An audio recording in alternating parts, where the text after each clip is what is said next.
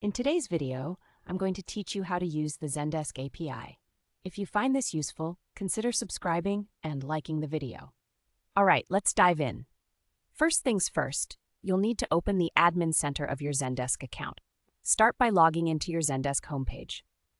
Once you're in, look at the top right corner and find the product tray icon, which looks like 4 little squares.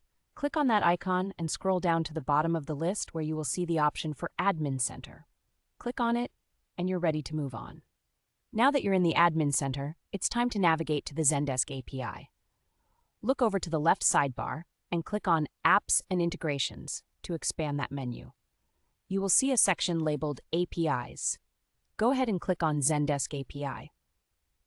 If this is your very first time accessing this section, you'll notice that a prompt will appear asking you to accept Zendesk's API Terms of Service. Make sure you read through that, and when you're ready, go ahead and accept the terms. Next, we'll be enabling token access. You'll want to navigate to the Settings tab within the API section. Here, you should see a toggle switch labeled Token Access. Make sure to switch that to Enabled. This is an important step because enabling token access allows you to add secret keys, which you will need for your integrations. Once token access is enabled, let's move on to adding a new API token. Look for the button that says Add API Token. When you click that button, you'll be prompted to provide a description for your new token. Give it a recognizable title or purpose in the token description text box.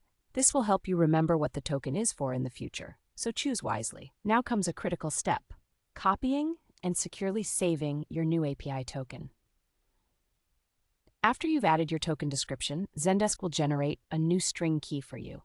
Click the Copy button to save this key to your clipboard. This is super important. You absolutely must copy and securely store this token right now. Why? Because once you click Save or exit this interface panel, Zendesk will permanently mask this key and you won't be able to view the raw key string again. So make sure you've got it saved somewhere safe. Finally, it's time to finalize those changes. Click the Save button to lock in your newly created token. After that, click Close to exit the Active Token Configuration panel.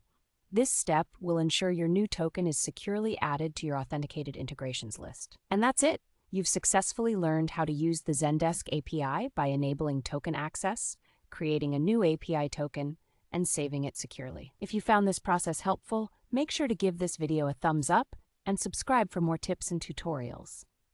Thanks for watching, and happy integrating.